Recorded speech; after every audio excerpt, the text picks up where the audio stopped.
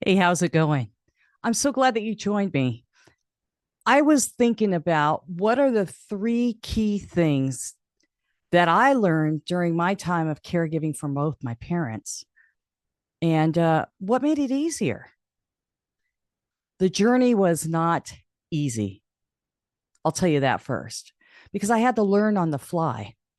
Um, Kind of got thrown into the situation. And I think most of us feel that way too, because we don't quite know what's ahead. And you're kind of tackling things as they go along. Now, if it's a sudden type of situation, my situation was my dad was in renal failure.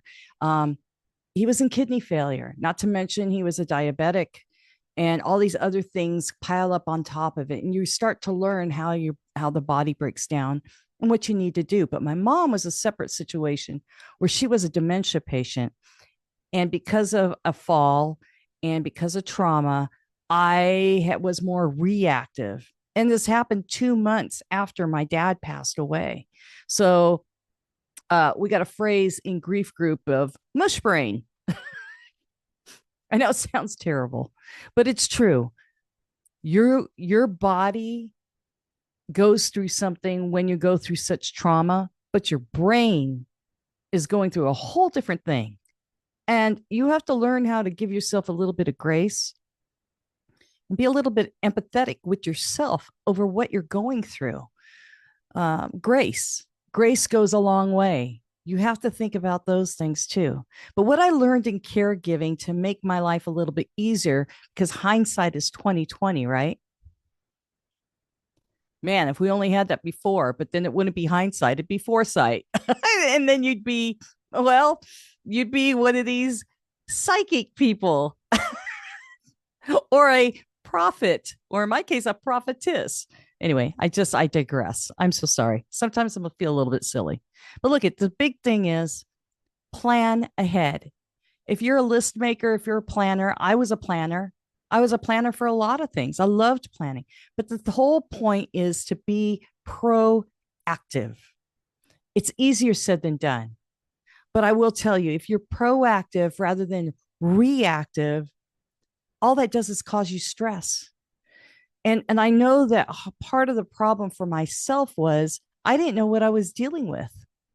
I had to be my own dementia detective. I needed to talk to the PCP, the primary care physician, for my mom to find out what exactly is her health situation. What type of meds is she taking? I found out my mom had about maybe four different meds, but she wasn't taking any of them, which then causes other types of side effects because of lack of use. And then when she did take the meds, it would give a different side effect because of the use. I mean, it's talk about being thrown into the medical field. But the big thing is you need to be aware of what's happening. And it's always best to be proactive. If they have pets, you need to think about that. Um, you know, because this is the thing, your stress level will be picked up just like a pet, and your loved one's going to feel how you react to things, how you deal with things. They're very much attuned as to what they feed off of your energy. And that's really something to really keep in mind because it changes the paradigm and the atmosphere of your loved one and where you're at. Plan ahead, plan meals. If you cook and freeze little portions of stuff because you're going to find out you're really not going to have time to do anything because you need to do everything. And when you do everything, you want the least amount of time to be taken up by one thing. What I did, I like to cook, but because of time of being of an issue, I went to Sprouts and I had prepaid meals, and then I would break them up into like portions. And that would be like throughout the week. And I would get three or different types of meals and I would change it up. My mom didn't know any different. She liked it. But the whole point as a caregiver, it helped me with time. Time management is everything. Same thing with the appointments. Find out what day of the week is good for appointments. What time of the day is good for appointments? When can you make yourself available? Whatever works for you. It's all about planning ahead of schedule. And if you need to find extra help, a backup caregiver or something like that, that's always good to have too. You need to find out who could help you in those situations. And things like grocery trips, something that we always take for granted. That is something that is, you need to find a time to do that. I learned when my mom was sleepy, when she took a nap, I would have a camera on in her room and I would be able to monitor if anything was happening. But when she passed out, I knew she was down for maybe an hour or two. And I would constantly have the camera on, but I would go grocery shopping. Those are things that you take advantage of.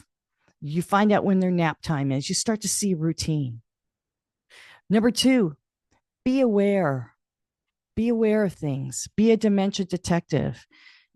I had to make a notation, almost like a little journal about my mom's agitation.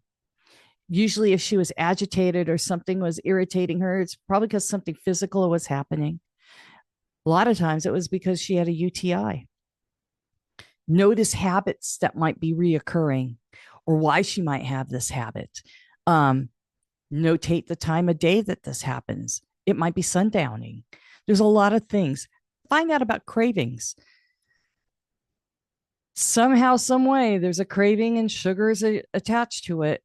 I mean, these are things you need to notate, document, find out their sleep habits, any type of changes. When my mom had a fever, I would notate when it would happen.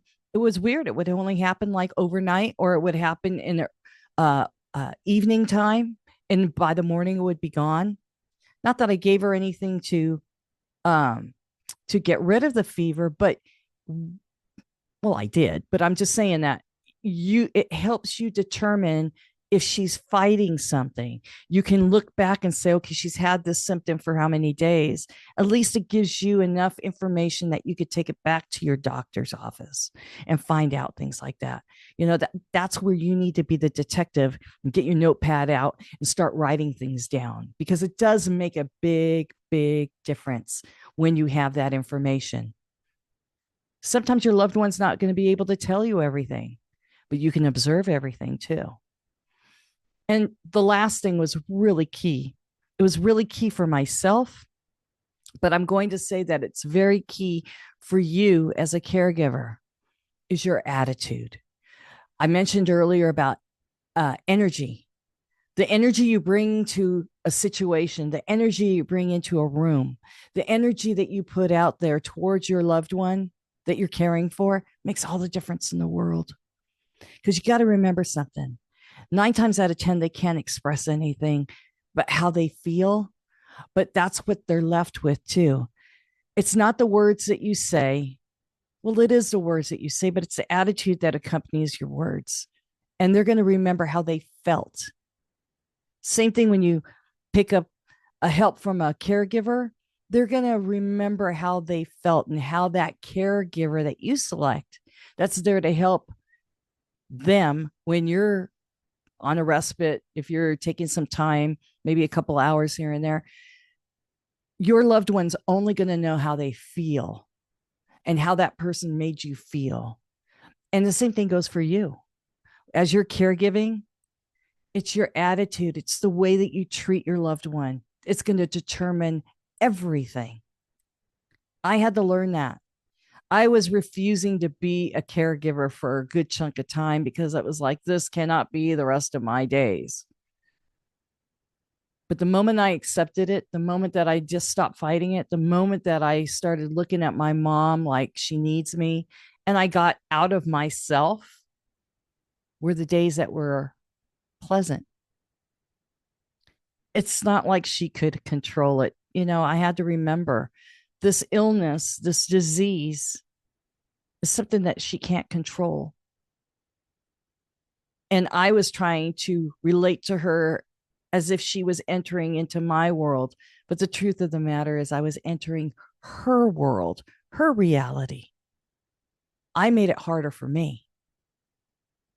And the only way that you can make caregiving easier for yourself is when you see them for who they are, where they're at. Attitude is everything. So I hope these 3 little tips help you out. I think if I would have had this understanding and get through my thick head that this is what you need to do, my caregiving days would have been a whole lot easier. And I hope this helps you. In the meantime, thank you for tuning in. I hope this helps you. Remember to always be blessed and take good care of yourself. You take care. Bye.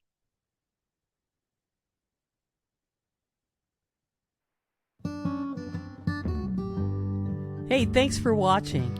And please remember to hit the subscribe button. We are trying to grow our channel and reach 1,000 subscribers. Now, for every new subscriber, these 2 nutheads right here, they're going to get a treat, so we will all be happy. Thanks for watching.